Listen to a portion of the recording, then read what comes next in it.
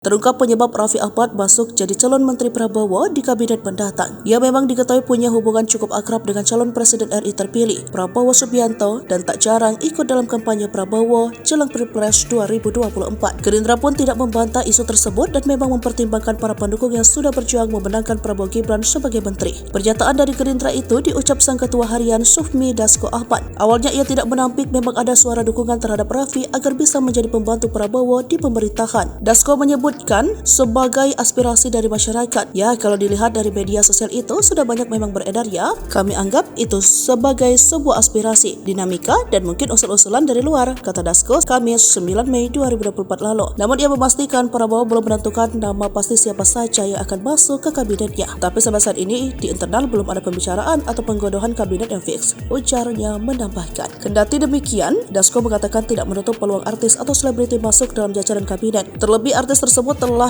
turut berkeringat mendukung Prabowo Gibran di konsentrasi politik nasional lalu. Hak warga negara yang punya hak politik dan kemudian juga berjuang dalam Pilpres itu juga menjadi pertimbangan. Jadi tidak hanya artis, yang di luar artis juga dipertimbangkan, demikian katanya. Saya pikir itu juga merupakan masukan aspirasi karena yang beredar ada penambahan kementerian ini itu, ujarnya. Namun Dasko memastikan saat ini Prabowo justru lebih fokus untuk merancang janji program yang dijanjikan dalam kampanye. Ya, saya nggak tahu karena belum pernah ada pembicaraan soal kabinet. Pak Prabowo lagi konsentrasi pada saat ini merumuskan mengkaji soal makan siang gratis dan beberapa program unggulan pada saat kampanye. Ujar Dasko saat ditemui di gedung DPR Senayan, Jakarta, Selasa 14 Mei 2024.